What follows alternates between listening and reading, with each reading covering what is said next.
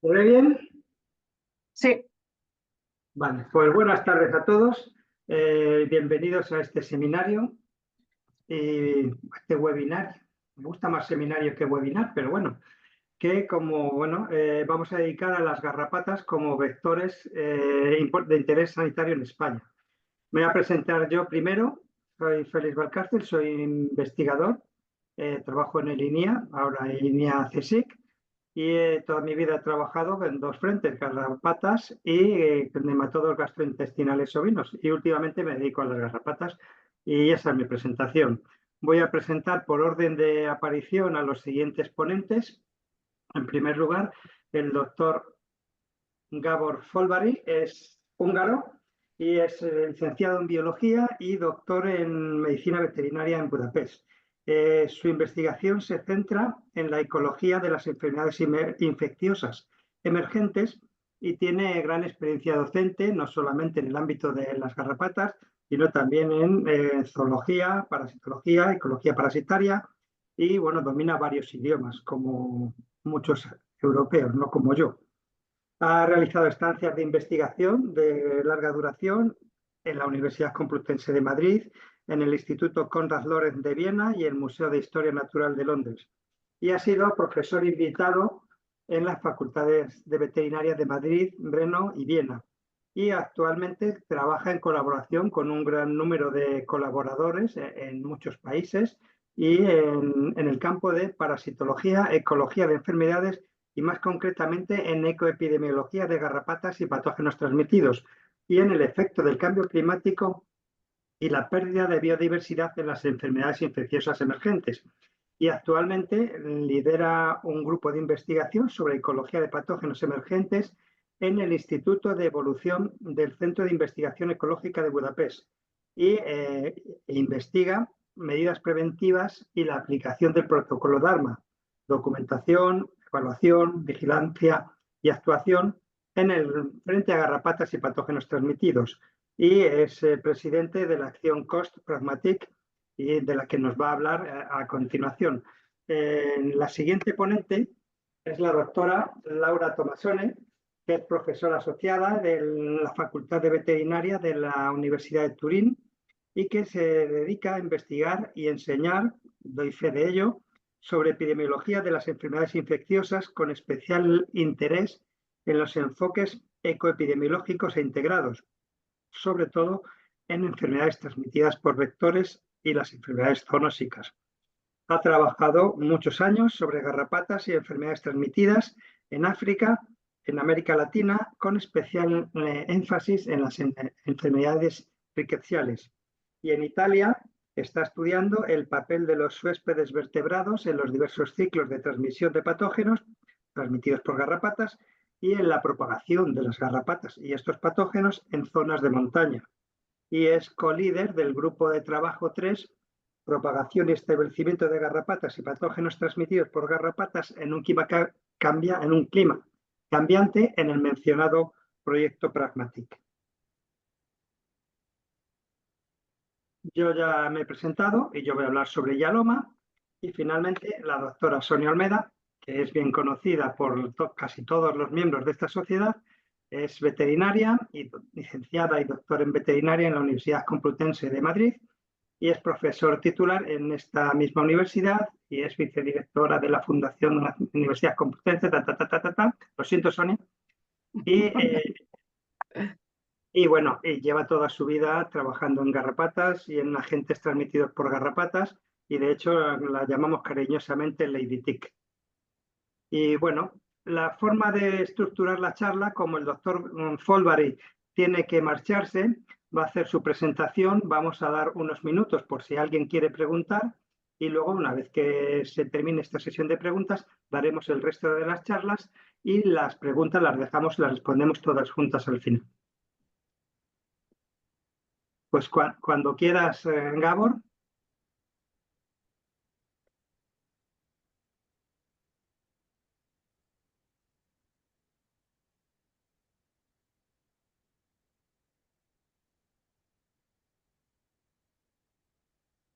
Okay, can you see my screen? Yep.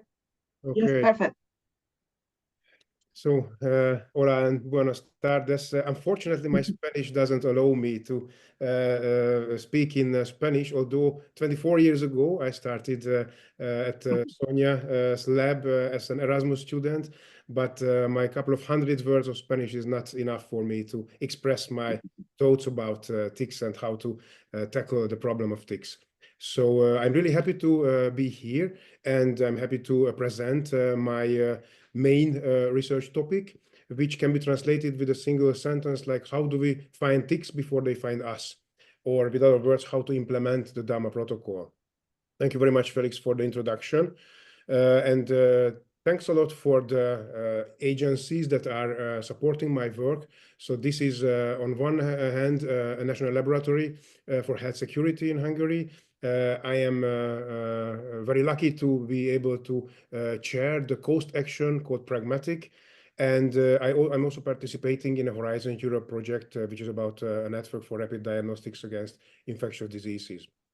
I'm currently leading a research group in Budapest at the Center of Ecology Research and within the Institute of Evolution.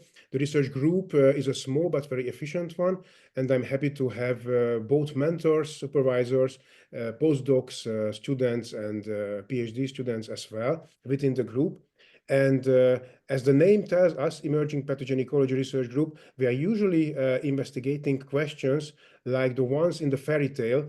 For example, where does the wind go when it stops?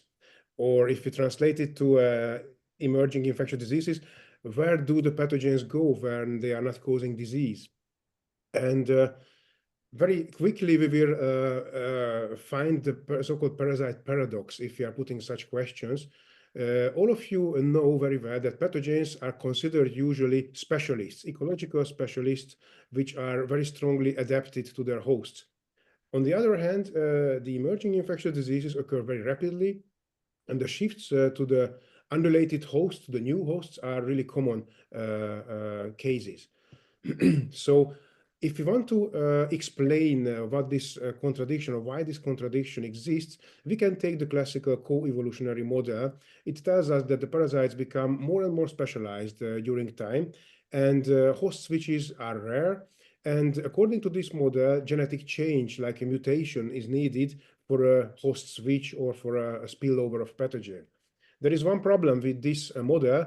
It is wrong. The things in nature are not functioning like this. First of all, I would like to introduce two different groups of emerging infectious diseases. The first one is called the low probability and high impact EIDs. These are usually the ones that frighten us the most. They are the major concern, and most international initiatives, like One Health initiatives, target these ones, which are usually viral diseases. Tick-borne pathogens and ticks themselves are so-called high probability, low impact EIDs, which means that they usually lead or cause a pathogen pollution. Pathogen pollution means that whenever there is a new host pathogen association, there will be an acute infection, and then there will be a selection for resistance, which means that there will be a chronic infection, which retains the potential for a new outbreak.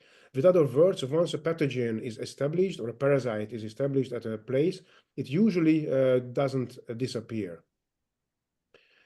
Every one of you are very aware of the pathogen reservoirs. This concept goes back to the 1950s, where Odie already defined that usually the geographic range of a pathogen always exceeds the geographic range of a disease caused by it. It is also known as silent spread of disease or asymptomatic carriers, and there are in lots of cases misdiagnoses are behind this phenomenon. If you want to understand a bit better why this parasite paradox exists, we have to use a different model because this classical co-evolutionary model doesn't work. As you can see on the example of this theoretical virus and bat reservoir, according to the co-evolutionary model, there should be a new mutation which leads to a variant which is able to infect humans. If this would be the case, it would mean that the EIDs, emerging infectious diseases, would be rare and unpredictable. So the bad news is it is not rare, as we know, and the good news is that they are more or less predictable.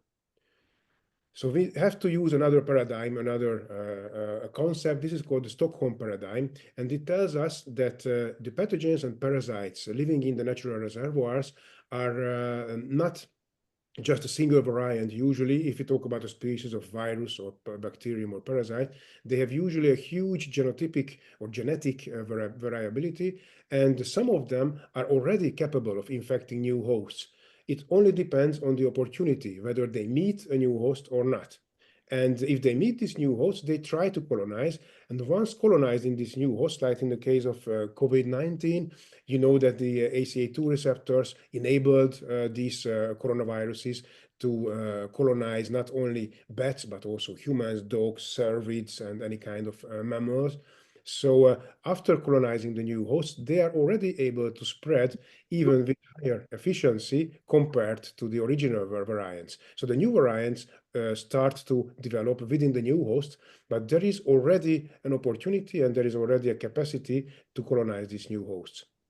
This concept was summarized in 2019, just before COVID, and Daniel Brooks and colleagues were writing up this book called Stockholm Paradigm, which is based actually on a quite old concept of ecological fitting. Back in the 80s, Janssen developed this for herbivorous animals, which already told us that there is no need for a genetic change, for a mutation, in order to colonize a new host.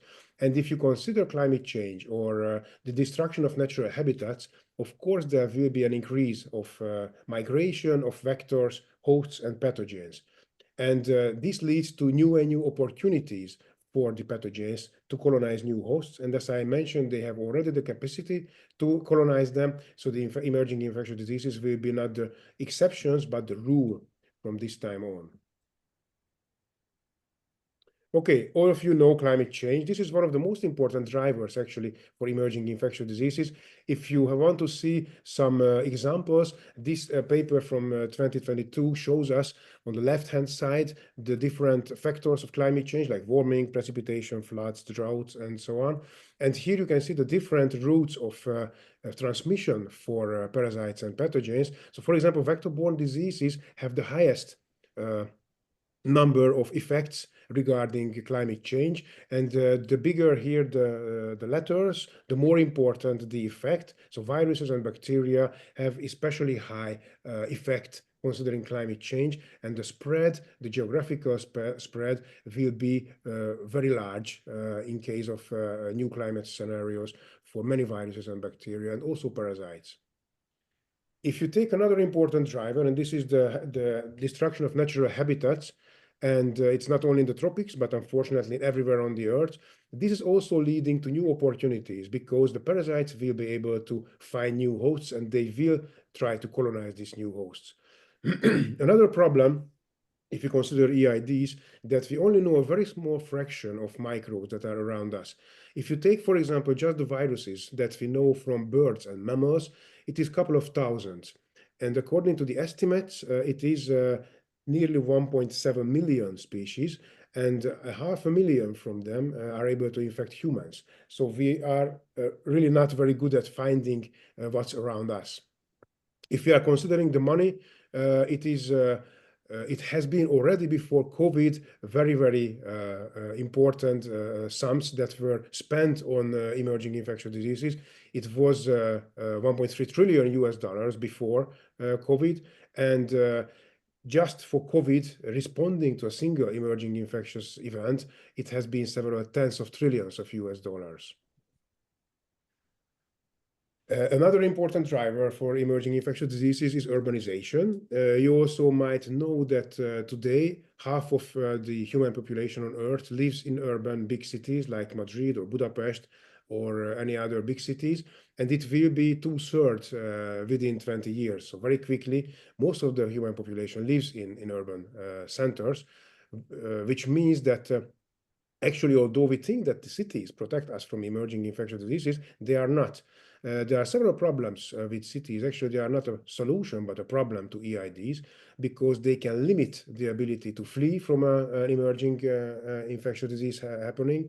They are heat islands. They can be up to 10 degrees warmer than the surrounding natural habitats. They require a constant flow of energy, water, and material goods. They have a very high population density. And as you might have experienced already, in a high population density setting, the kinship ties are always lower, which means that there is reduced trust and reduced cooperation within people living in big cities compared to the smaller towns.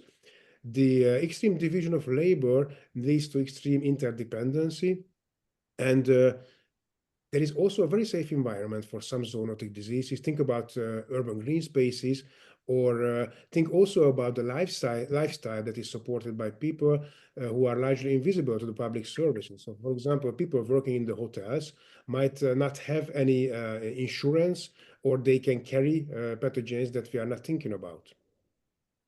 If you consider the green spaces, of course, they are necessary for the recreation of people, but this is also a very nice habitat for rats, for hedgehogs, for different bird species that are good reservoirs, not only for pathogens, but also for ticks.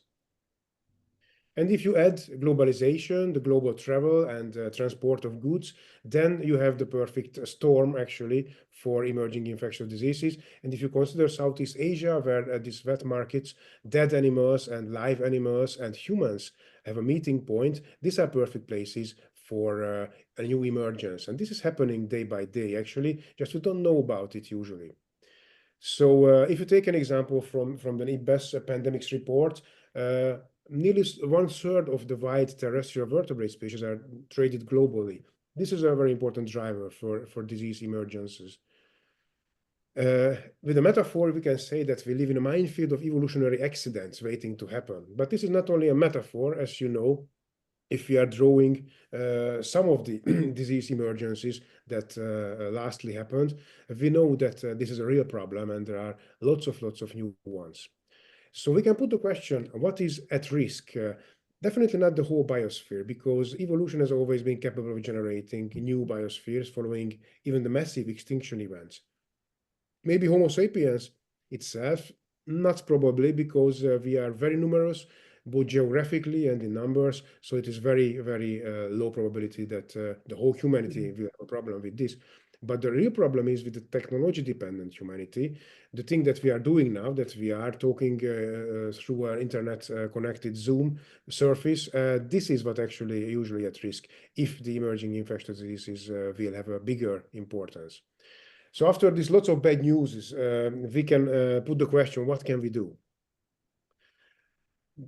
The current approach for emerging diseases is let's wait until there is an outbreak, rush to deal with it, to react, and pretend there was no way to anticipate, to prevent it, and hope there will never be another one. This is, of course, not leading to anywhere, but the good news is that we can be proactive if we use the Stockholm paradigm, because, as I mentioned earlier, the colonization of a new host, so switching to a new host, requires new opportunities, not genetic change, but just the opportunity if the specific capacities already are there. So these capacities that the pathogens have are actually predictable because we know more and more about the biology, the evolution and ecology of the pathogens, and this allows us to anticipate disease emergence. If you want to translate it to real actions, we can use these 4 letters, and this is the DAMA protocol, finding the pathogens before they find us. This is standing for 4 important steps. The first one is document or discovery. The second is assessment. This is actually a risk assessment. Then the monitoring, and the last one is, which usually we scientists are not very good at doing, is the action, to do something that will prevent us from happening the same again. Very quickly, documentation means that we have to describe what is around us. We have to find the microbes around us. If we have found it, of course, we cannot monitor everything. That means that we have to make a risk assessment, put the question, what is important, what is not important, and only monitor those ones that are really important or dangerous. And then we have to deliver all the information to the decision makers that they can do something which is preventive, which is proactive against the emergence of new diseases. Documentation can be various things, not only observation by the microscope, but for example, citizens can also contribute a lot to this. Why do we have to observe and document? Because there will be always a disease X. I'm sure you know it. COVID-19, for example, if you take a look at the WHO highly risky pathogen list, used to be a disease X 5 years ago, but now we have a name for it. You have here Crimean Congo hemorrhagic fever, also a tick-borne pathogen, and very important on this list. But disease X can be only found if you really discover and document things.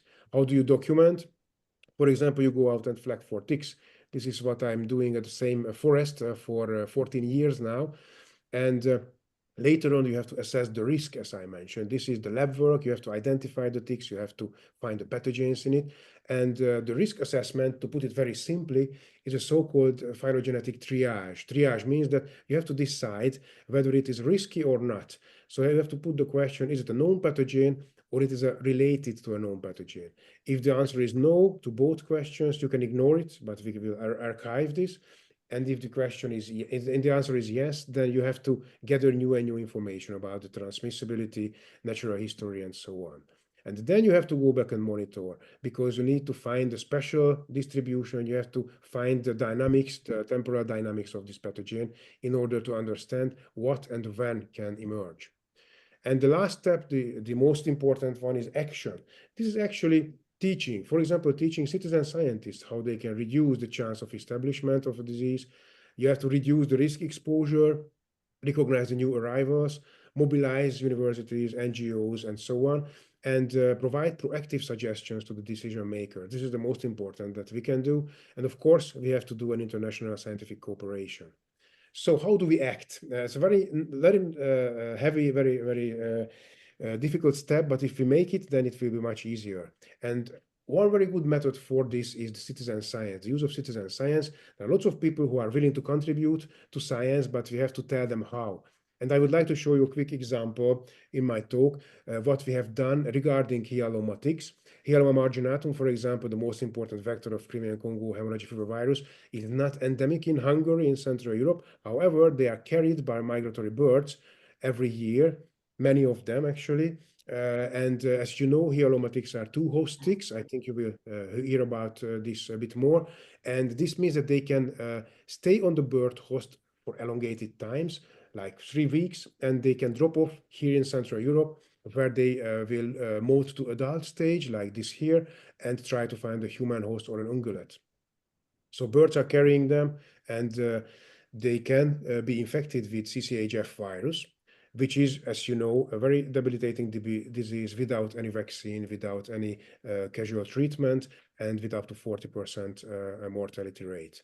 So for this reason, to find out whether this hyaloma ticks established in Hungary or not, we were starting a website with my student, which is called Tick Watcher website.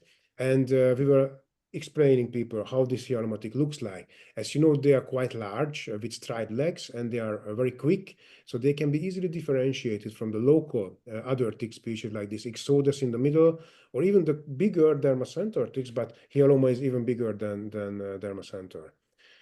We explained what to look for and asked them to take photos and send us the photos and also the specimens if they look like a hyaloma.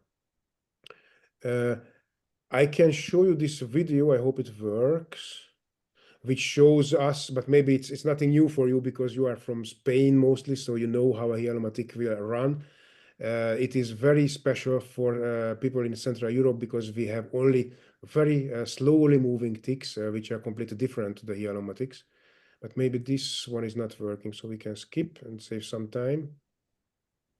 Yes. Okay, so we made this website, but as you know, you can make a very nice website, but people won't know about it if you don't advertise it. So we went out for these public outreach events like the Researchers' Night. We were doing lots of interviews and showing people how it works, what they have to know about ticks.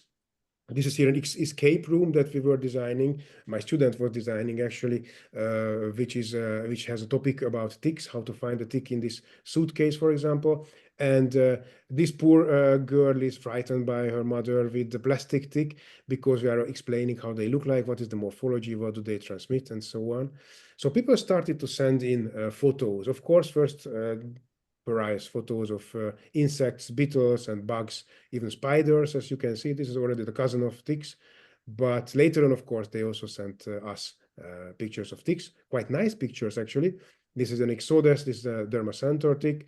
And you know, the media presence is crucial. You have to go to give the interview to television and national radios and so on. But it's also risky because sometimes the news outlets are not showing the right pictures. As you can see here, this one with the patches on the scutum, this is the Dermacentor tick, which is not hyaloma. But people learn that this is what we look for, so they sent us lots of Dermacentor ticks after this news outlet was appearing. They also sent us soft ticks even from the city of Budapest, which is very interesting. And some of them were sending very nice pictures from the eyelid, for example. This is an Ixodes nympho stage. And sometimes not the best photos, the best quality photos were the most important one. This is the first hyaloma, one of the first hyalomas. You can see the striped legs and the huge size of the tick. This was a hyaloma rufipes from a cattle. And we were also making the sequencing of the mitochondrial genes. This one came from the African clade, probably taken from the African migratory route by birds.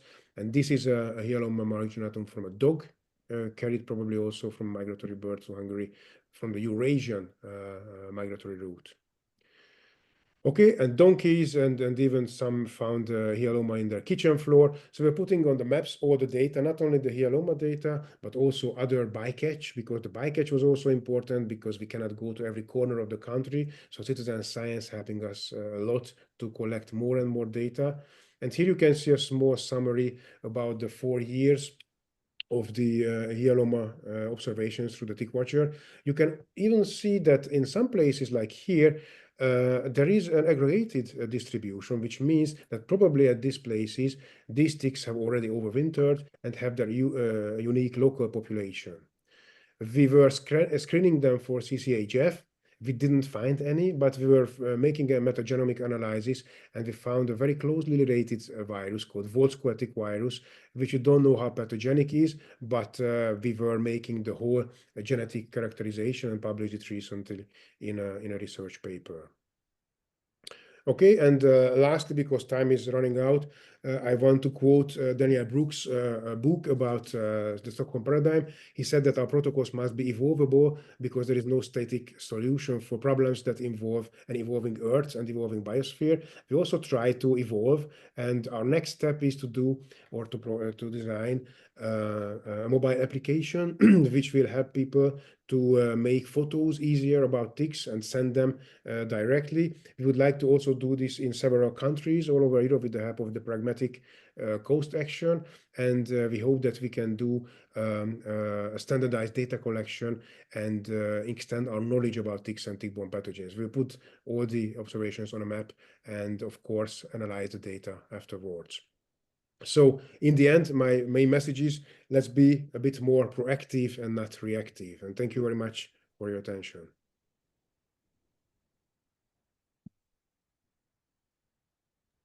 Thanks, Gabor. ¿Hay alguna pregunta para Gabor? Si queréis pasarlas por el chat.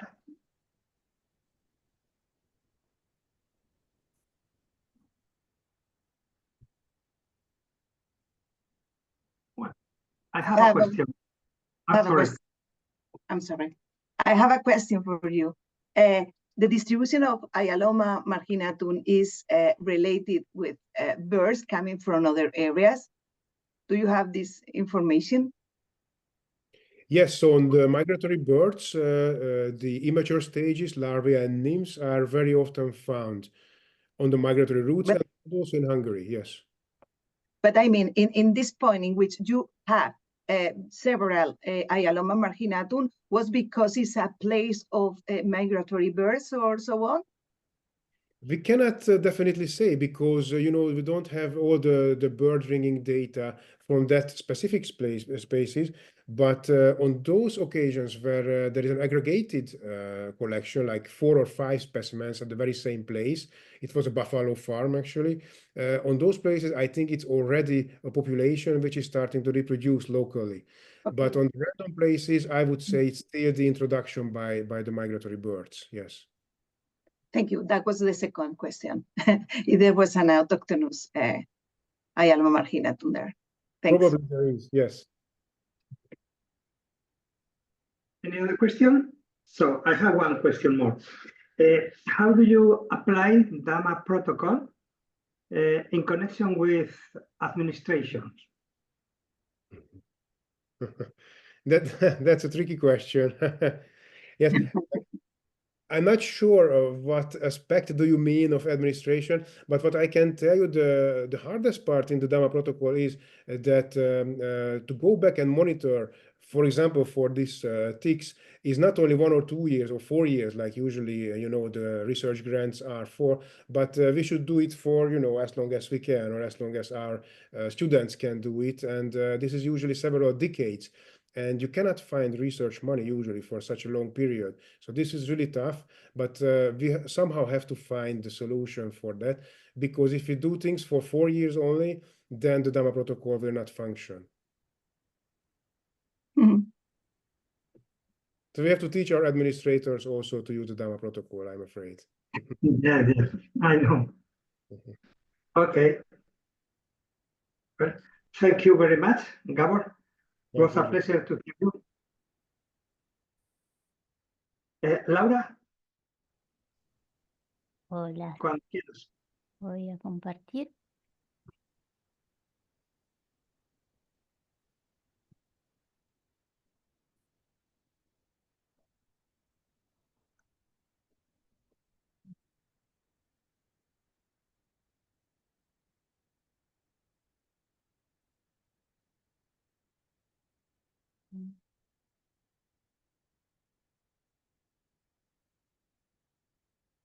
¿Pueden ver la presentación bien? Sí, ok. Bueno, hola a todos. Gracias, Félix y Sonia, por invitarme. Bueno, entonces, Félix y Sonia me pidieron de presentar algo sobre Ixoderricius. Voy a hacer en realidad la presentación en inglés porque estoy más cómoda con el inglés presentando cosas científicas, pero obviamente después si tienen preguntas voy a intentar también a contestar en castellano. I'm going to present about Ixodes ricinus, which is really the most common and known tick in Europe. Actually, it is also the most studied tick in Europe, and it is actually the most important vector of many tick-borne diseases. It can transmit viral, bacterial, and protozoan pathogenic microorganisms. And it is also showing adaptation to new habitats, new ecological conditions. And so I think we will continue studying this tick species for many years. So it is a tick, a tree-host tick. So it feeds only 3 times in its life as larva, nymph, and adult. And during each of these stages, the tick obtains a blood meal, feeding on blood for a period of some days before detaching. And then, larvae and nymphs molt on the ground and advance to the subsequent stage, while the adults, and in particular adult females, successfully oviposit and then die. It is a tick with a low degree of host specificity. So it is said as a generalist.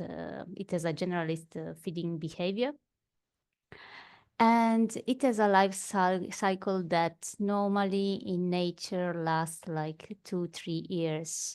Of course, if there are favorable climatic conditions, it can be shorter. Actually, in the lab, it has been seen that the whole cycle can be like 150 days. But of course, in nature, it's much difficult for the ticks to find the hosts and to pass to the subsequent stage. So, as I said, it is a generalist tick, and actually it has been collected on more than 300 vertebrate species, so really a lot. That's because Ixodes ricinus has an ambush strategy to predate the host. So the ticks climb up the vegetation and wait for a host to pass, and so it can attach and hopefully it can feed on the host. So normally Ixodes ricinus has a response primarily to non-specific stimuli. So for example, carbon dioxide or sudden shadow or a change in temperature, so that some signs that a host is coming closer. But actually, there are some studies that show that this tick has some preference for some hosts. For example, in the lab, it showed some attraction for odors of sheep or rodent, for example. And when we, in general, when we think about larvae and nymphs, so immature stages, they normally feed on small mammals, birds, and lizards, while adults normally feed on larger mammals, and especially deer in the forests. If deer are not present, Ixodes ricinus can also feed on sheep and other domestic livestock that can maintain Ixodes ricinus population in absence of other hosts. And actually in nature, it has been shown also that immatures also feed quite a lot on medium-sized mammals and also deer. So it is common also to find deer with high burdens of nymphs, for example. So we said that this tick stays really for a short time on the host, and so it spends almost its entire life in the vegetation. And so that's why it is really subjected to climate and microclimatic conditions. And indeed, only a small fraction of Ixodes ricinus ticks complete the life cycle. It is estimated that about 10% of the questing larvae will develop into nymphs, and between 1 and 10% of the nymphs then will manage to become adults. So the temperature and the relative humidity are really key requirements for the development, survival, and activity of this tick, and also are the principal factors that limit the geographic range of this species. And locally, the survival time depends on microclimatic conditions. So it takes several months to of course, to the tick to molt into the next stage, or in the case of females, to lay eggs. And if the conditions are not favorable, these periods between one stage and the other can be fatal for the tick because of the climatic conditions. So since it has these necessities of high humidity, and it suffers a lot from desiccation and excessive heat, this tick is commonly found in deciduous and mixed woodlands, where there is a sufficient humidity, so it rains, or at least there is a layer on the ground that retains humidity. So the preferred habitat of Ixodes ricinus are deciduous woodlands that are populated by deer and small mammals in particular. Anyway, in some areas that have sufficient rainfall or high humidity, it can also be found in open areas, so in meadows and dune areas, moorlands. And in some cases, it can also be found in urban parks, even though in small concentrations, in small densities. In the case of urban parks, normally the population is not sustained by deer, but there are other hosts. For example, hedgehogs are very important as propagation hosts in gardens or in urban parks. And to maintain the energy that allows the tick questing and the water balance that allows the tick to survive is quite a challenge for this tick.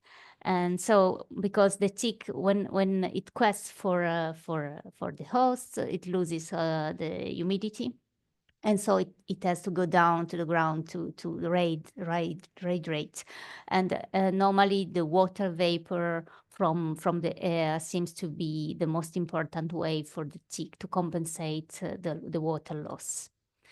And so it is thought that at least 80% of relative humidity is necessary for the tick to survive during the periods in which the tick is not on the hosts. So the abundance of Ixodes ricinus is again supported especially by the weather and climate and the presence of hosts. So weather and climate, we have already said it. High humidity, in particular, it is important the air saturation deficit, so the dryness of the air that has to be low, and the moisture of the litter layer on the ground. Mild temperatures can be favorable, for example, mild winters or warm springs, because they allow the tick to quest earlier in the year and to quest more time when the winter comes. But of course, periods of excessive heat or dryness in spring or summer can be detrimental for the questing of the tick. Also, a mild weather can favor the overwintering of the tick and also the winter survival of the hosts. The presence of snow can be favorable. For example, what we observe here in the Alps is that if there is the snow cover, the tick is protected by from the thaw and the freezing, repeated thaw and freezing, while these ticks suffer when there is not the snow and the air temperature is very low. However, in the lab, it has been shown that these ticks die if there are very long, like 2 weeks or -10 or -15. That is something that is quite extreme, especially now that also in the mountains, the winters are milder and milder.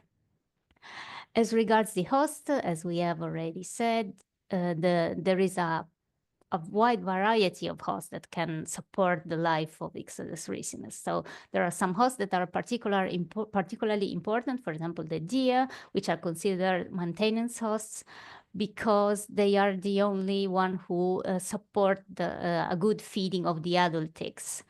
So they are very important for maintaining the population of ticks, although normally they are not so important for maintaining, for example, the diseases that the tick transmits.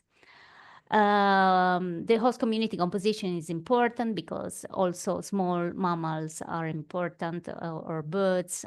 And some of the hosts, like the birds, for example, are very important also for the movement of the ticks, as also Gabor said before. So when this kind of ticks really move on over a short range, especially the larvae, for example, cannot only move horizontally for short distances, and so it is important for these ticks to have some dispersal hosts, so migratory birds over long distances, but also deer, for example, are very important to move ticks and bring them to new areas where they maybe can colonize if they find good conditions.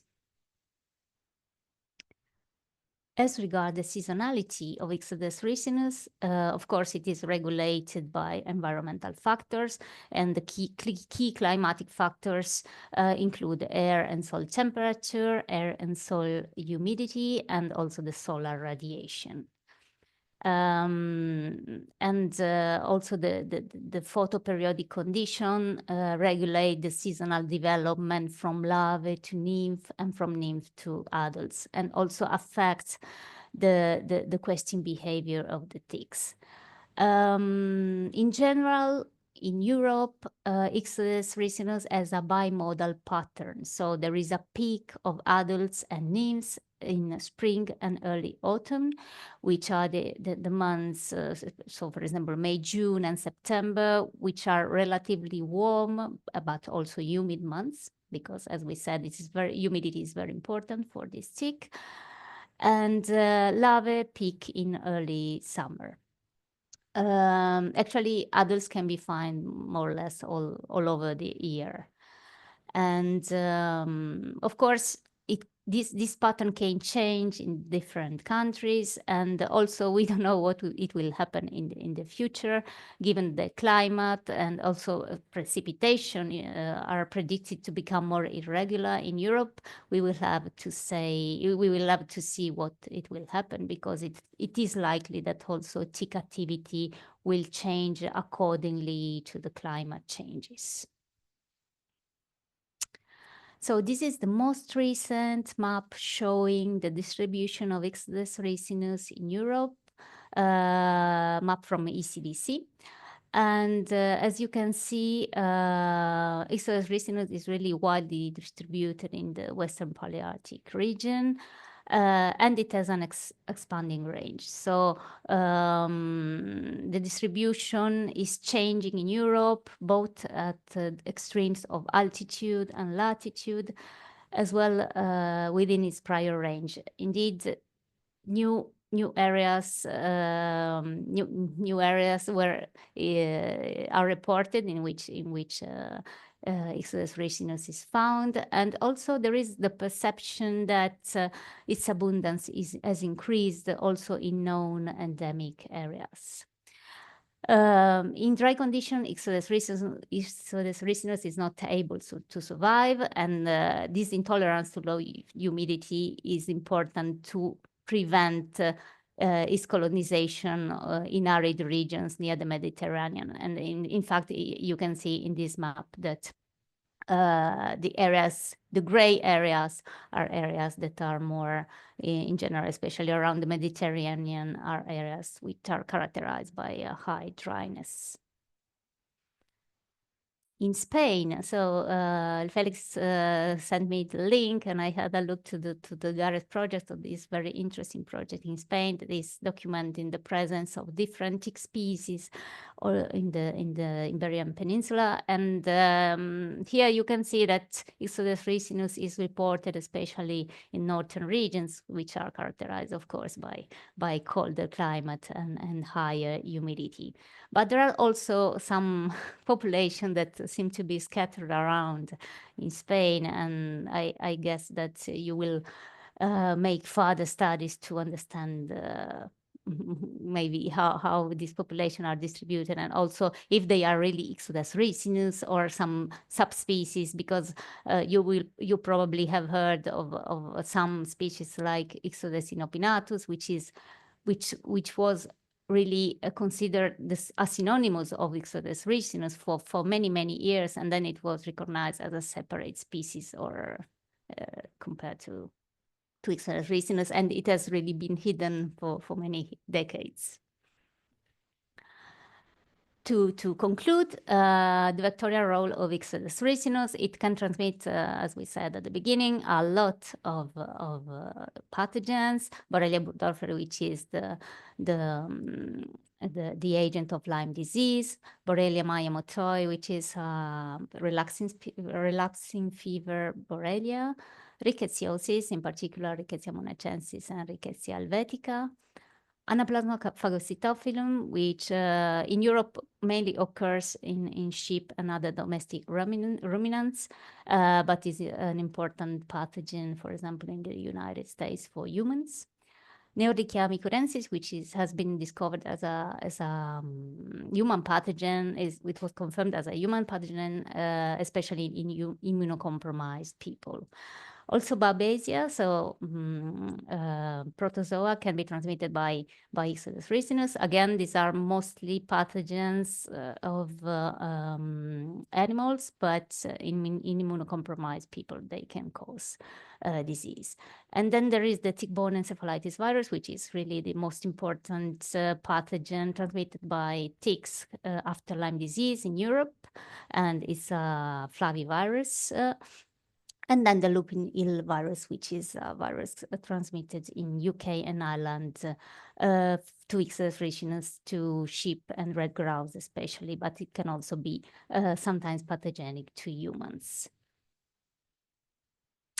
The pathogen transmission, so we have very different pathogens because probably because Ixodes ricinus can feed on very different hosts, and so it can feed on different reservoir hosts. And so it has also the opportunity to be infected and to infect many host species, being a generalist tick. Later developmental stages are normally more likely to carry pathogens because they feed more time on some hosts, and so they have more possibilities to acquire the infection. And of course, since Ixodes ricinus is expanding its presence in Europe, also pathogens that are transmitted by Ixodes ricinus are increasing in Europe. So again, as we have seen like in the presentation of Gabor, changes in climate, but also in landscape, for example, reforestation, the presence of more wildlife hosts favor the presence of this tick, and with this tick normally also the abundance of tick-borne pathogens increases. Okay, so I am done. Muchas gracias por escucharme.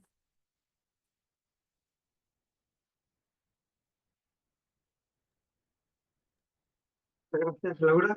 Bueno, pues ahora lo siento, pero me toca a mí. Vamos a ver.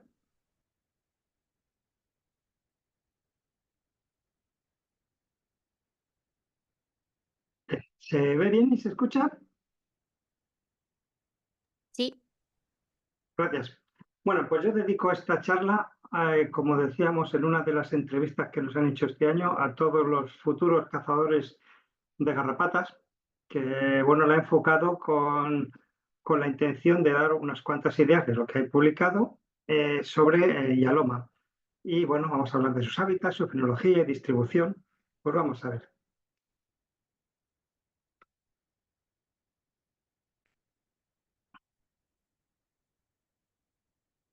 Yaloma es un género perteneciente a la familia Isodidae, como muchos conocemos, y debe su nombre a esos ojos tan bonitos que tiene, que son ojos, se llama ojos de cristal, y a eso debe el nombre este género. Hay muchas especies de Yaloma a nivel mundial, casi todas están restringidas a la cuenca mediterránea, África, zona sur-este de Europa y parte de Asia.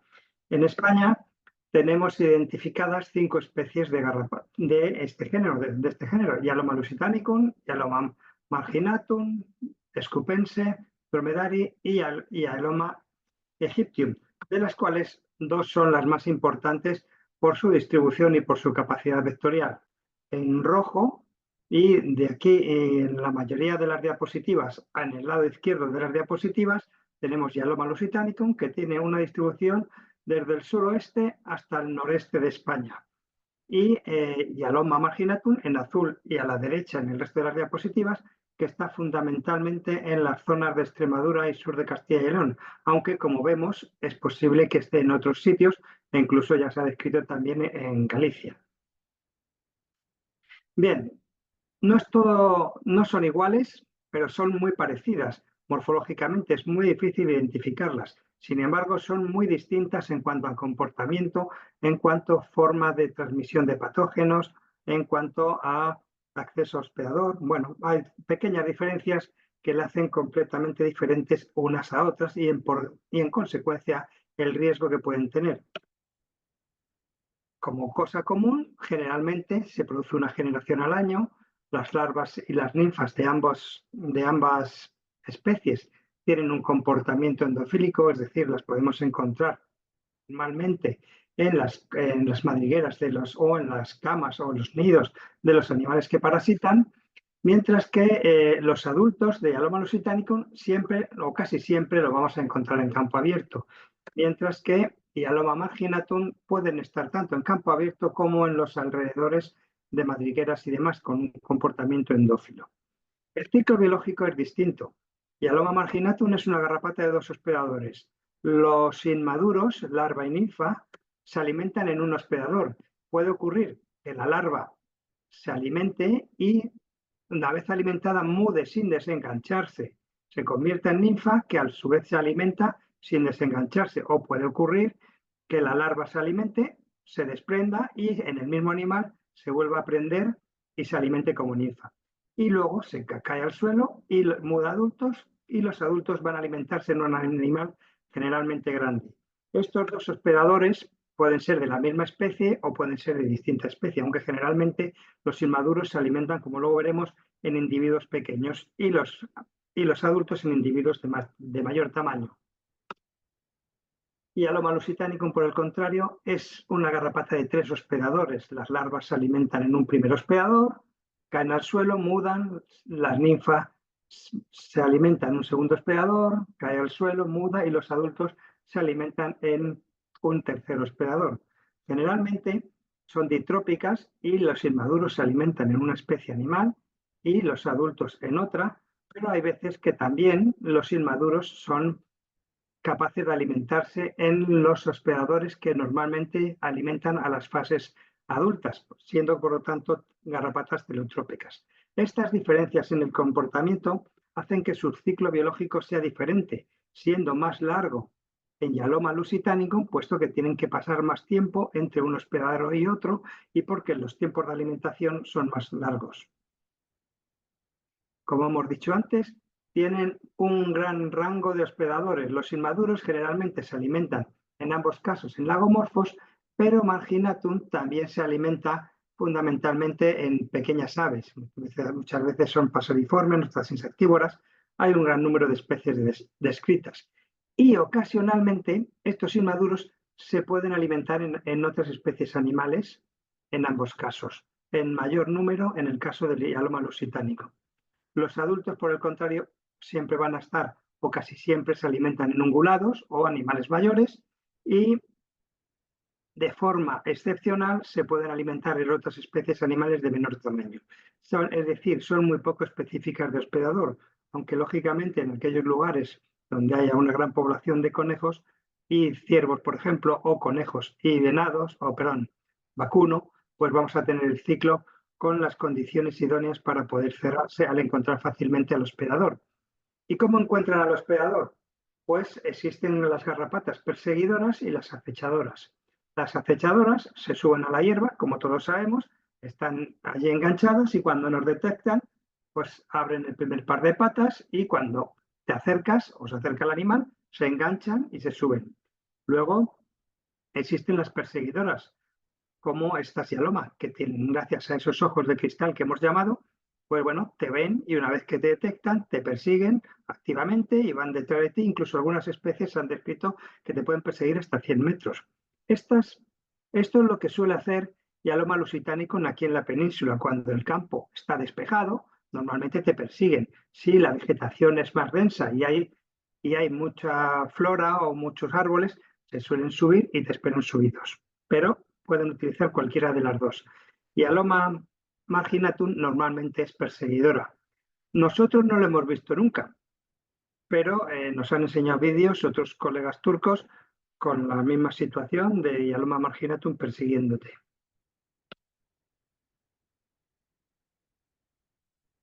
Este es un vídeo de Yaloma lusitanicum. Esta es una piel de un ciervo, después se la ha dejado colgar hasta que las garrapatas se desprenden. Entonces vemos que tiene en determinados momentos del año, que luego describiremos, pues tienen una gran cantidad de adultos simultáneamente, pero el comportamiento es diferente en las dos especies.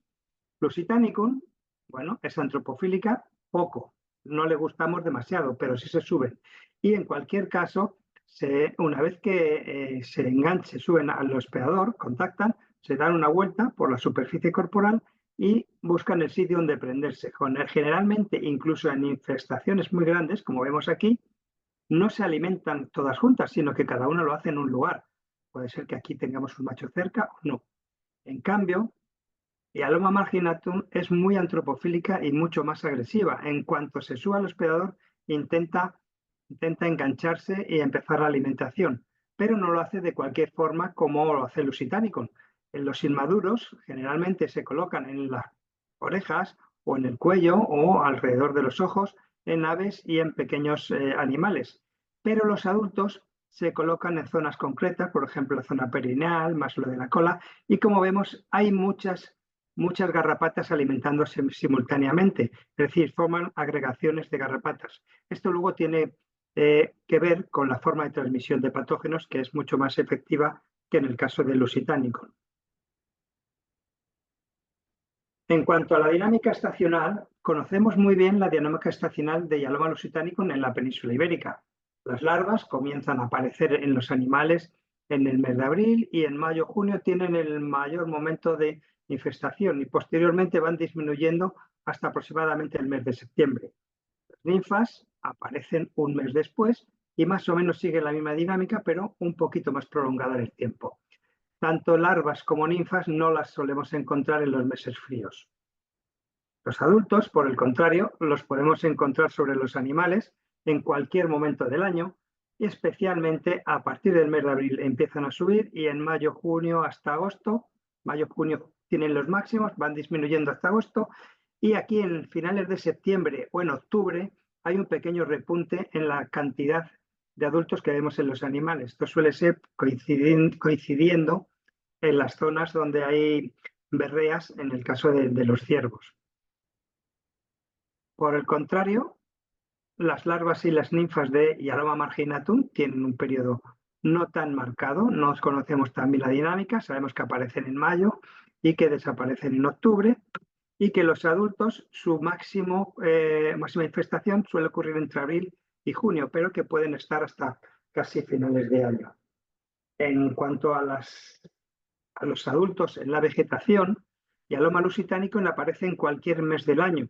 Normalmente no le gustan las temperaturas frías, pero en los meses de invierno pueden aparecer cuando tenemos un par de días que ha hecho 15 y un poquito más grados centígrados, podemos aparecer y las podemos capturar. Sin embargo, comienzan de verdad a salir a buscar al hospedador en el mes de marzo, abril, mayo, junio es el máximo y luego van disminuyendo progresivamente hasta el mes de septiembre, coincidiendo con septiembre-octubre, coincidiendo con la berrea.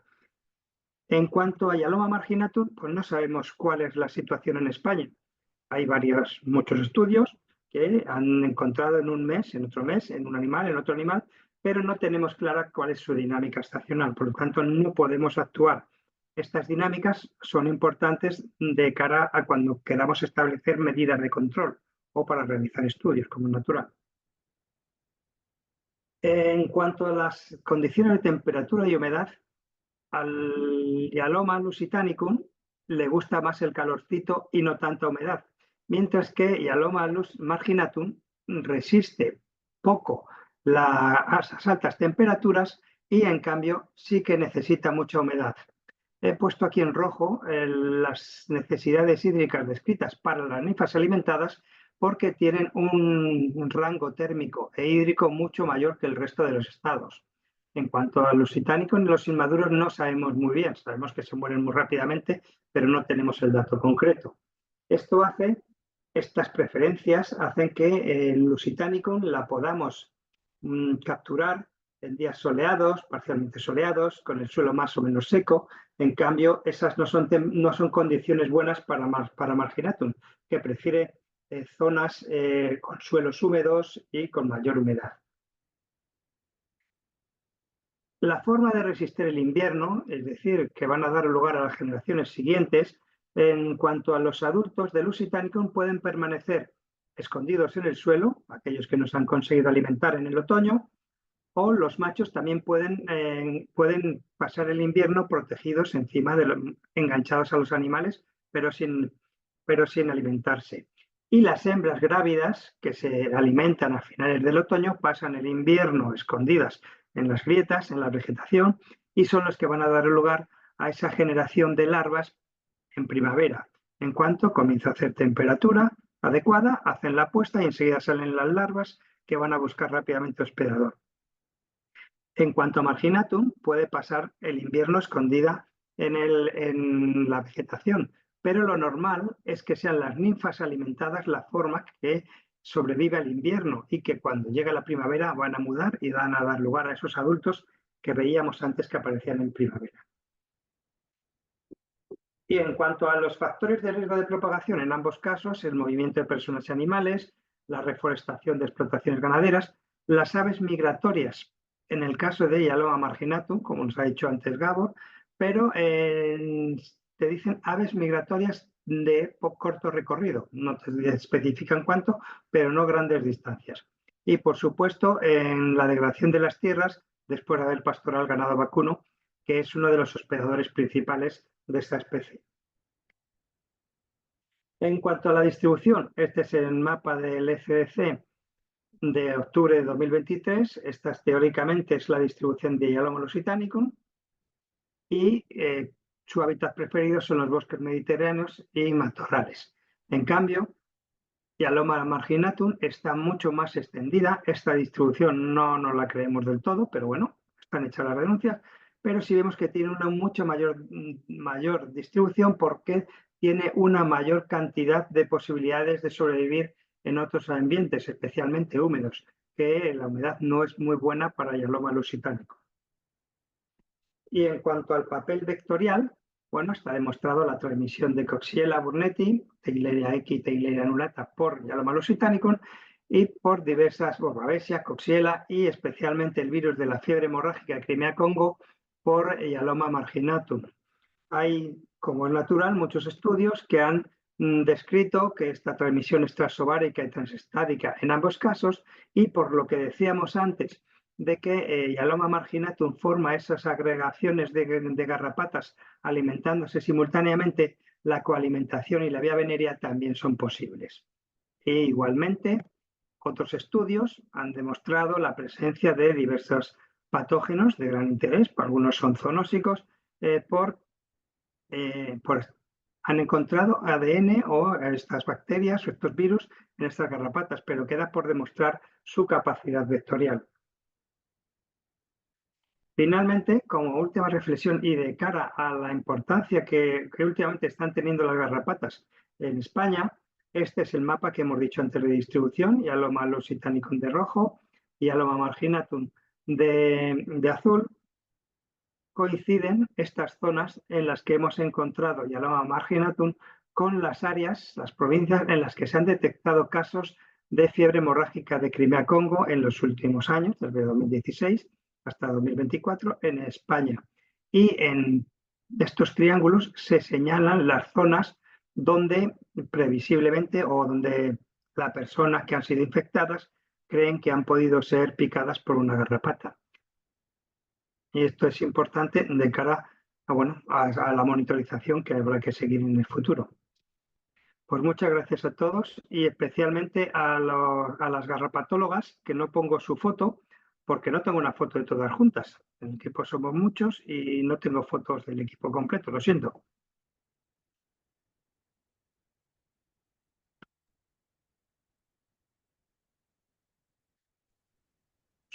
Sonia. Estoy en ello, estoy en ello. A ver, ¿lo veis? A ti no te oigo, Félix, te has silenciado. Se ve el PowerPoint, pero no se ve la presentación todavía. Ah, espérate, que la pongo. ¿Ahora? No. Sí. Vale. Es que va con un poco de lentitud. Bueno, pues muchísimas gracias a la SOCEPA por haber organizado esta jornada, y a mí me toca pues un poco eso, las hermanas pobres actualmente, Rhipicephalus y Dermacentor. No son hialoma, que es ahora mismo nuestra garrapata, pero sí que he trabajado con Rhipicephalus. Mi tesis la realicé sobre ella y la verdad que las tengo bastante cariño. El objetivo de esta primera parte era demostraros que hay muchos tipos de garrapatas, que cada una tiene sus propias características, y que es muy difícil generalizar más allá en cuanto a papel vectorial o en cuanto a métodos de control. Yo os sabía hablar de estas dos y vais a ver que también tienen dentro de ellas su propia controversia y sus dificultades. Así que de los 4 géneros que tenemos los 5 géneros que tenemos en España, ya ha hablado Laura de Ixodes, Félix de Hialoma. Vamos a dejar un poco de lado a la pobre Maphysalis, que a nivel sanitario tiene poca importancia. Yo me voy a dedicar a los 2 que faltan, Dermacentor y Rhipicephalus. Para aquellos que no estéis muy introducidos en el tema, aquí en España, según los muestreos que hemos realizado en este proyecto GARES que os hemos comentado, en el que integramos también la ciencia ciudadana y así hemos recogido muestras de muchos sitios, la garrapata estrella sigue siendo Hialoma lusitanicus, sobre todo en la vegetación, que son estas en azul. Pero veis que el género Rhipicephalus es el segundo más importante, fundamentalmente cuando hablamos de garrapatas recogidas de animales, y Dermacentor es el tercero, en menor cantidad. Así que son, pues eso, la segunda y la tercera más importantes. A la hora de diferenciarlas, cada uno de mis ponentes anteriores han ido explicando más o menos. Por una parte tenemos Ixodes, era muy fácil de diferenciar, estas son las claves de identificación básicas que utilizamos para los géneros. Ixodes era muy fácil porque el surco anal era el único que el surco anal rodea por delante al ano, Ixodes, y las demás por detrás. Así que nos encontramos con unas garrapatas, son estas dos a las que vamos a llegar y os voy a explicar cómo. El surco anal rodea el ano por detrás. Además, no presentan en sus palpos, que es esto, estas salientes que pueden observarse en Hemaphysalis. No lo tienen, no tienen esas proyecciones laterales. Y además, si nos fijamos en la base del capítulo, que es esta pieza en relación con los palpos, no son como ocurriera en Hialoma, que son muy diferentes de tamaño porque la base del capítulo es mucho más pequeña que los palpos. Aquí no, más o menos tienen la misma longitud, ¿vale? Y ahí hemos llegado a que podrían ser Dermacentor o Rhipicephalus. ¿Cómo los diferenciamos? Es muy fácil. Rhipicephalus tiene la base del capítulo hexagonal, mientras que Dermacentor la tiene rectangular. Esto es como la parte académica. Pero además, si vemos una y otra garrapata, vemos que Dermacentor es ornamentada. También os la ha puesto Laura y os la ha puesto también Gabor. Tiene colorines. Es la única garrapata que tenemos en España con colorines, así que es lo que más nos va a llamar la atención, antes de fijarnos en la base del capítulo. Aquí esta la he querido poner para que veáis que Rhipicephalus tiene esa base hexagonal del capítulo, y hasta hace un tiempo, cuando yo estudiaba, Bophyllus era otro género. Ahora ya sabéis que Rhipicephalus se considera Rhipicephalus subespecie Bophyllus, que también tiene esa base de capítulo hexagonal, que su diferencia es que los palpos son más pequeñitos que los quelíceros y el hipostoma, porque es una garrapata de un hospedador que yo creía que estaba erradicada de España, hasta que ahora en el GARES hemos encontrado algunos ejemplares, poquitos, pero hay en Cádiz. Así que, bueno, le dedicaremos otro momento. Y luego Dermacentor, que es esta. Vale. Como vectores, y esta no es el tema de vectores en esta ponencia, así que no he sido muy rigurosa. Y me he centrado solo en Rhipicephalus sanguineus y Dermacentor marginatus y Dermacentor reticulatus. En el Ministerio de Sanidad han sacado unos documentos en los que exponen qué agentes transmiten cada garrapata demostrado y, claro, al hombre. Entonces, podemos decir que son lo que está en negro. Las riquecias son el reino de Rhipicephalus y de Dermacentor, fundamentalmente de Dermacentor. Pero luego hablamos de veterinaria, nos encontramos, y hablando específicamente de Rhipicephalus sanguineus, un montón de agentes específicos de perro. ¿Por qué? Porque luego veremos que dentro de Rhipicephalus sanguineus, sensu stricto, es la garrapata común del perro. Así que se ha especializado en la transmisión tanto de bacterias como de protozoos, como hepatozoon o babesia, o incluso nematodos que transmite esta garrapata. Por su parte, en Dermacentor, pues está Babesia canis. Dermacentor reticulatus también pica al perro en el norte y es por lo que tienen Babesia canis canis, que es la más patógena. Ahí tienen babesiosis y nosotros en el centro, que tenemos Rhipicephalus sanguineus, pues no tenemos babesiosis en los perros, más que si vienen de por ahí. Bueno, dicho esto, vamos a centrarnos en Dermacentor. Y en Dermacentor tenemos dos, Dermacentor marginatus, reticulatus. Como ocurriera como lo que ha contado Félix, en hialoma son bastante parecidos. Os he puesto solo los machos porque para no liarnos demasiado, pero fundamentalmente no os fijéis tanto en el color, que a veces es pues por el mantenimiento de los ejemplares, que aquí parece que tiene muy poco color, reticulatus y marginatus mucho más coloreado. A veces eso no es tan claro, el patrón no es tan claro de ornamentación. Lo que sí que nos podemos fijar es que en el caso, yo es que lo tengo tapado porque me salen ahí todas las imágenes, pero en el caso de reticulatus, en la base, todas las dos tienen la base del capítulo cuadrada, obviamente, pero en los palpos hay un segundo artejo, que es este más gordito, presentan una espina muy clara que no presenta Dermacentor marginatus. Y por otra parte, que las córnuas, que son estos piquitos que tenéis aquí, son mucho más evidentes en marginatus que en reticulatus. Esto que pueden parecer unas características diferenciales nimias, en realidad marcan bastante, tiene una gran diferencia en cuanto a su fisiología, su fenología. Arriba en la imagen tenéis una Dermacentor prendida en un caballo, y me servía para deciros que en general Dermacentor no produce infestaciones masivas como estamos acostumbrados en Rhipicephalus o en hialoma. Es bastante discreta, pero es bastante más discreta. No son tan abundantes ni en la vegetación ni sobre los animales. En ese proyecto GARES que os hemos comentado, que hemos realizado, vemos que la distribución de Dermacentor marginatus, como dicen los cánones, ¿no? Es más de zonas áridas y semiáridas. Yo siempre digo que que vive donde está Hyaloma lusitanicum, existen las dos, una en verano y otra en invierno. Sin embargo, como veis en el mapa, tenemos ahí punteados ya en el norte porque la distribución está cambiando. Será nuestro objetivo al hacer este mapa, tener una foto fija de qué es lo que estaba ocurriendo a día de hoy. Hemos constatado que Dermacentor marginatus sube mucho más arriba de lo que pensábamos, mientras que Reticulatus efectivamente se encuentra localizada en el territorio que le corresponde. Porque, como yo digo, es simpátrica con Ixodes ricinus.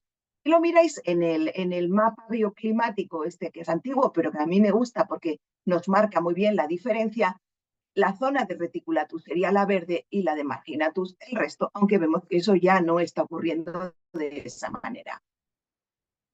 Ambas son garrapatas que decimos trípticas, por lo tanto se alimentan 3 veces y de una a otra caen al suelo y mudan.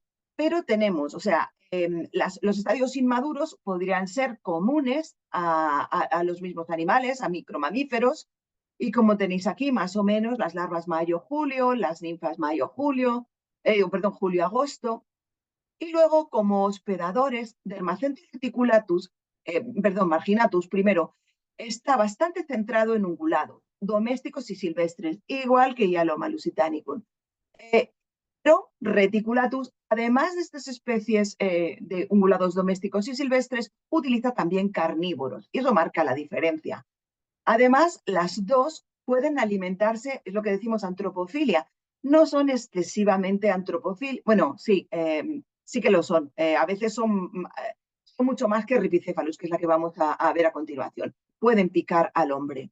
Como veis, la oviposición siempre se produce en el suelo.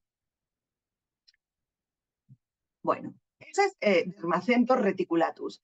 Y me he confundido ahí porque sí que es muy antropofílica, de manera que cuando te dicen hasta ahora, ¿no? Alguien se puso muy enfermo cuando le picó una garrapata, no se lo diagnosticaron hasta mucho tiempo después y presentaba tal y cual cosa. Normalmente en España lo que solía tener era una fiebre exantemática mediterránea o una rickettsiosis y seguramente había de por medio un dermacentor, aunque todavía no había esa costumbre y se creía que la garrapata era un individuo único. Bueno, pues con eso terminamos de hablar de dermacentor y nos vamos a Rhipicephalus. Rhipicephalus es mucho más complicada. Fijaros que ya cuando hablamos de las especies tenemos más. Tenemos Rhipicephalus sanguineus, Rhipicephalus pusillus, Bursa, Annulatus, Uranicus. Bien, vale, pues la distribución, como veis, Rhipicephalus bursa es la que está extendida absolutamente por toda la península y no tiene una discriminación climática, no le afecta. En general, Rhipicephalus no es tan dependiente, como veíamos que Ixodes es muy dependiente de la humedad, Dermacentor de alguna manera también, Rhipicephalus bastante menos. Depende más de los hospedadores, pero ahora lo vamos a ir viendo. Tenemos estos Rhipicephalus, que también están Rhipicephalus sanguineus, bastante distribuidos, pero vamos a ver que es un Rhipicephalus sensulato. Rhipicephalus pusillus, que lo tenemos aquí en el centro, en realidad, y algunos por el... Este es totalmente condicionado a la presencia de conejos. Es una garrapata, es el Rhipicephalus por excelencia de conejo. Entonces, donde haya conejos, hay Rhipicephalus pusillus. Y Annulatus, como os he dicho, pues una pequeñísima población que encontramos en Cádiz. Vale, uy, se me ha ido. Así que os digo, son bastante específicas de hospedador, de tal manera que Rhipicephalus sanguineus, y pongo aquí el censo, que luego vamos a ver que hay cierta problemática y no se ha puesto aún de acuerdo en la comunidad científica. Si hablamos de la garrapata del perro de vida, Rhipicephalus sanguineus en su estricto, está condicionada completamente al perro. Si hablamos de Rhipicephalus pusillus, ya he adelantado que era específica y conejo. Y estas chicas, por lo tanto, se alimentan y caen al suelo para mudar o para hacer la puesta en las hembras, monotrópicas porque todo su ciclo está condicionado a la presencia de ese hospedador, y endofílicas. El ciclo biológico se mantiene en Rhipicephalus pusillus dentro de la conejera. Es muy difícil que te encuentres especímenes buscando hospedador porque tiene el hospedador donde viven. Y en el caso de Rhipicephalus sanguineus estricto, normalmente están asociados a las perreras, a los cheniles. O sea, es una de las pocas garrapatas que ha aprendido a convivir con el ser humano. Lo tenemos en nuestros edificios.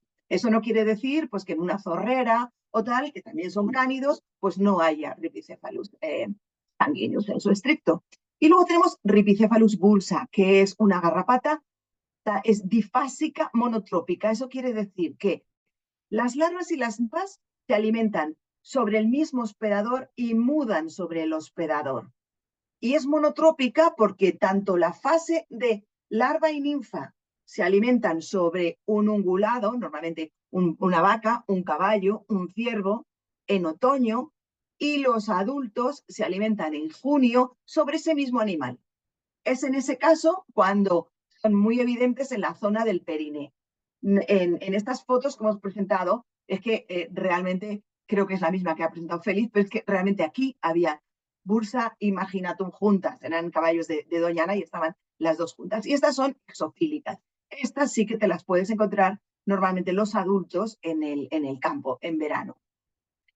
En cuanto a las diferencias entre uno y otro, y ese es el problema, pues, y os pongo los machos, que son los fáciles, se basa fundamentalmente, uno, en el tamaño. Rhipicephalus pusillus, te dicen los cánones que tiene un escudo que no supera los 2 milímetros, y luego tenemos Rhipicephalus sanguineus sensulatus y Rhipicephalus bursa, que los diferenciamos por la longitud de estas placas, que son las placas adanales que están a los lados del ano y que son más largas en Rhipicephalus sanguineus, mientras que en Rhipicephalus putillus son mucho más anchas y cortas, ¿no? Como veis, así como truncadas. Eso es fundamentalmente, además de que la placa espiracular, que es esta de aquí, es más larga en sanguíneos que en bursa.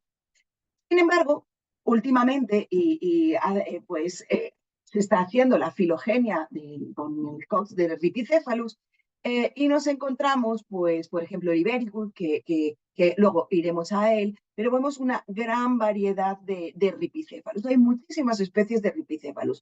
En rojo tenéis los que molecularmente hemos identificado en nuestro muestreo del Gares. Eso no quiere decir no tengamos Rhipicephalus sanguineus, por supuesto que en su estricto, por supuesto que lo tenemos, pero pues no habrá coincidido que hayan caracterizado esas garrapatas.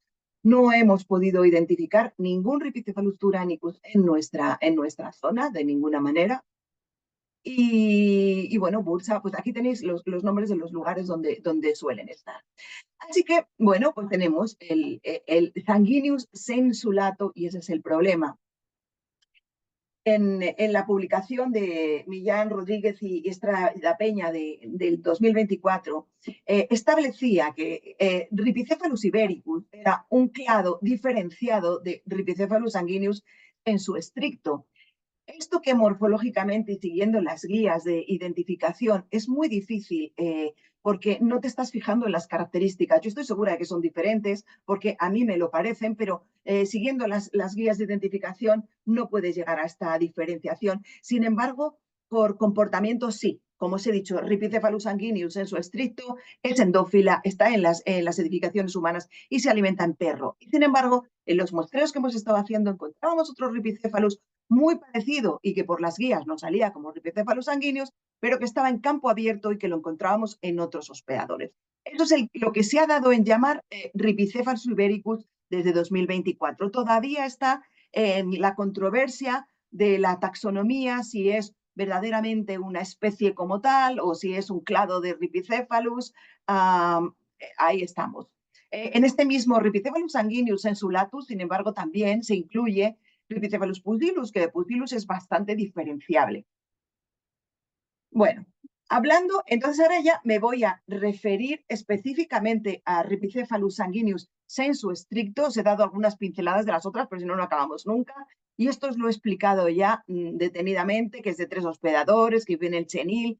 Es una garrapata de verano, específicamente de verano, que en un verano largo como los que tenemos ahora puede cumplir hasta 2 y 3 generaciones al año y que la oviposición se lleva a cabo en las grietas del Chenil. Claro, como ahora los perros están mucho más controlados, incluso los de perrera, la cantidad de Rhipicephalus sanguineus en su estricto que estamos encontrando es mucho menor.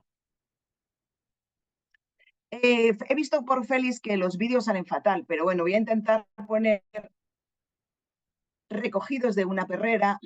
Ah, sí, ahí va, pero tiene voz y todo.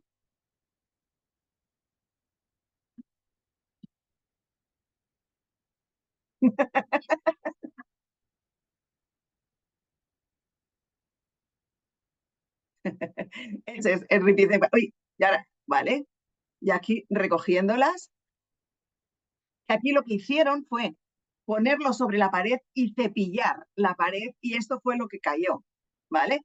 En la pared de una perrera. Ay, espera que no me deja pasar. ¿Y ahora cómo paso? Ahora. Así que para ya no liarme más, y porque en esta lo que queríamos era demostraros que hay muchas tipologías de garrapatas, que igual que ocurre con otros parásitos, las garrapatas son muy diferentes y han aprovechado cada una un nicho, incluso en un mismo país como es el nuestro, que es la gran riqueza que tenemos en España. Siempre hablamos de eso, porque mientras están hablando que en Centro Europa tienen Ixodes y Dermacentor, como veis, nosotros tenemos muchísimas más. Cuando lo presentamos en el Congreso Internacional de Garrapatas, se sorprendieron de que en un territorio tan relativamente pequeño tuviéramos garrapatas tan diversas como tenemos, ¿no?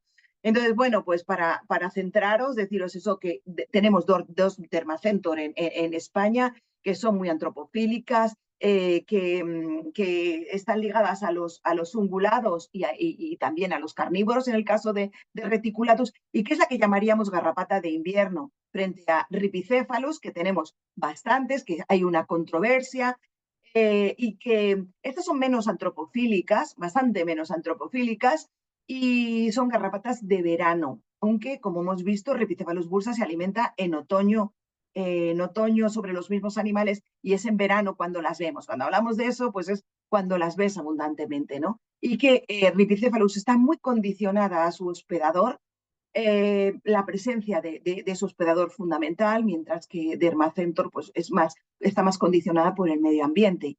Y con esto ya no tengo nada más que contaros. Muchísimas gracias.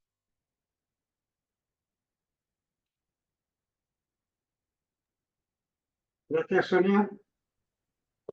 Bueno, pues si alguien quiere preguntar directamente o si preferís que empecemos con las preguntas que han venido por el chat. Si alguien prefiere hablar primero. Sí, Laura. Voy a hacer una pregunta, Sonia. No, tengo una curiosidad.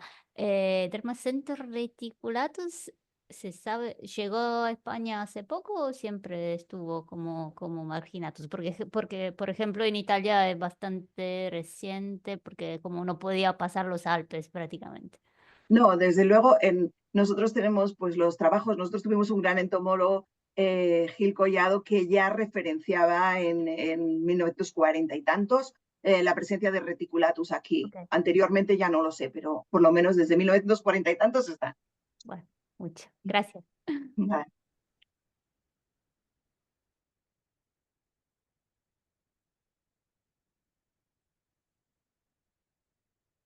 Bien, Gonzalo Martínez, ¿quieres hacer la pregunta en persona o la leo? La puede leer si quiere, mejor. Vamos más Bien. rápido, creo. Pues a ver si soy capaz. Venga. Hasta ahora los casos del virus del Nilo Occidental detectados en España se atribuyen a mosquitos del género Culex. Teniendo en cuenta que el reservorio de este flavivirus son principalmente las aves y que éstas también son picadas por garrapatas, ¿no es posible que algunos de los casos detectados sean debidos a las mismas, sobre todo en caballos, y que este error en la identificación del vector lleve a la autoridad sanitaria a dedicar mucho esfuerzo al control de mosquitos y poco al de garrapatas? ¿Puedo? Yo, sí, bueno, como Vale, quieras. vale. En principio es posible, pero no está demostrado. En cualquier caso, si el vector principal es Culex, lo lógico es que el 99 o 90 y tantos % de los casos sean debido a mosquitos más que a garrapatas. Esta es si está Ricardo Molina, nos lo podrá verificar en el caso de Leishmania, que todos los años aparece algún caso de garrapata con Leishmania, posible vector. Pues bueno, se encuentra la leishmania en la garrapata, pero el vector es el flebotomo. Gracias.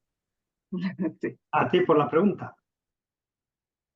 Excelente. Bueno, doctor Félix, ¿se conoce cuáles son los factores que influyen en la capacidad vectorial y efectividad en transmitir patógenos para Yaloma lusitanicum e Yaloma marginatum que permita que una especie tenga una mejor capacidad vectorial que la otra? Yo no lo conozco. Yo lo que creo es que más bien es una adaptación del patógeno al ciclo de vida de esa garrapata. Entonces, han evolucionado a lo largo de los milenios, y que aquellos que han sobrevivido en esas garrapatas que se alimentaban una sola vez, 2 o 3 o las que sean, se han adaptado y son transmitidas. No creo que haya un factor en sí de una garrapata, sino que es más bien una capacidad de supervivencia del patógeno dentro del vector. Pero bueno, eso es una teoría como otra cualquiera. ¿Yo puedo hablar? Claro. Yo creo, fíjate que no podemos saber la capacidad vectorial sin hacer y la competencia sin hacer estudios. En el caso del virus de Crimea-Congo, que entiendo que es hacia donde va la pregunta, ese es nuestro gran hándicap, porque nos encantaría poder hacerlo. Para mí lo más chulo de todos es demostrar la competencia vectorial, pero por ahora no tenemos P4 para poder trabajar en ello. Sin embargo, mi creencia es que es más importante para el ser humano Hyaloma marginatum, no porque lo transmita más o mejor, sino porque pica al hombre, mientras que Hyaloma lusitanicum puede ser igual de buen vector, pero como pica mucho menos al hombre, no le transmite el patógeno, pero puede estar contribuyendo al mantenimiento de la gente en el medio. Esa es mi teoría.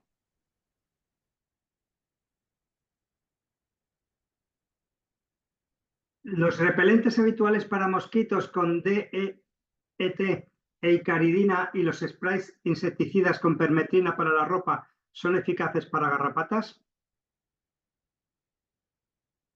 Sonia. ¿Vale? Bueno, pues es lo mejor que hay. Es que también hablar de garrapatas en general, pues estamos viendo que cada una tiene unas necesidades, mayor o menor sensibilidad. Entonces, normalmente todos estos estudios se han hecho con Ixodes, que como bien ha dicho Laura, es la más extendida por Europa.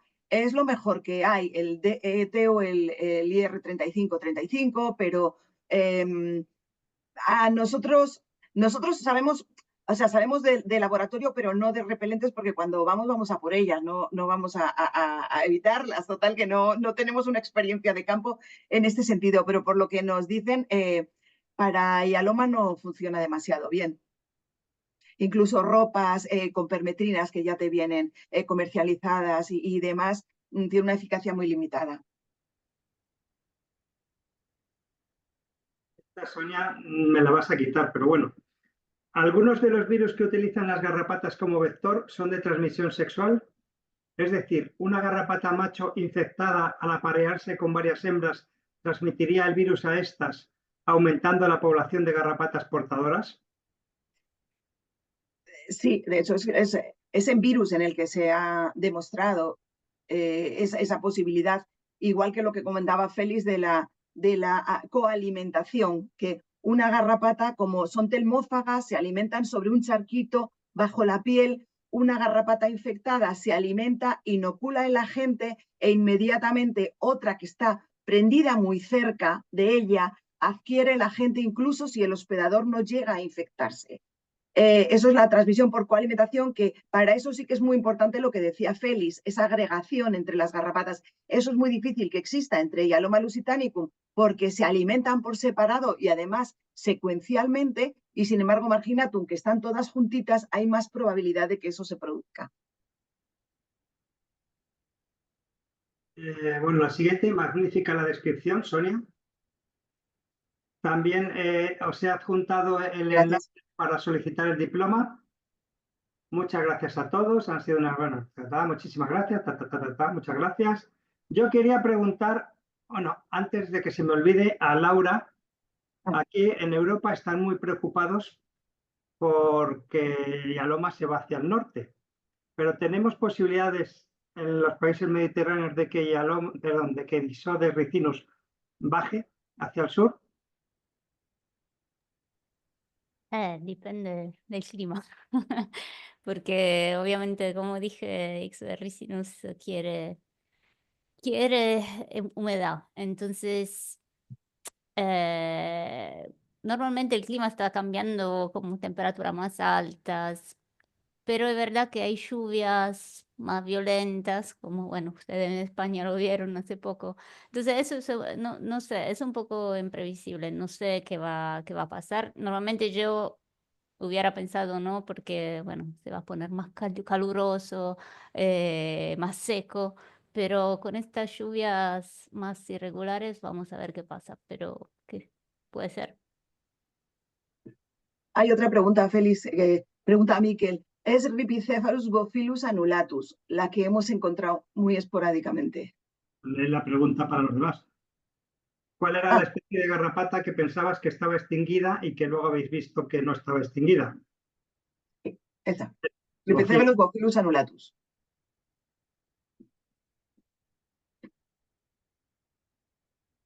¿Alguna pregunta más? Bueno, pues muchas gracias a todos. Se supone que el 17 o 18 de diciembre será el segundo webinar y estará dedicado a las enfermedades transmitidas. Allí, lógicamente, nosotros no hablaremos porque sabemos de la garrapata lo que sabemos, pero de los patógenos, pues buscaremos expertos que sean los que nos ilustren. Recordad que he puesto el enlace para el que quiera pedir diploma y no se me ocurre nada más. Y muchas gracias por las felicitaciones que estáis poniendo. Muchas gracias, estupendas presentaciones. ¿Cómo se nota que hay muchos amigos? Muchas Que gracias tenemos a que estar todos. ahí. Hasta la próxima. Bueno, Chao. muchas Hasta la gracias. próxima. Chao. Adiós, hasta otro Adiós. día. Gracias, Laura. Chao. Nos da las gracias desde Chile. Gracias. Adiós, gracias. Chao. Chao, chao, buenas tardes. Chao.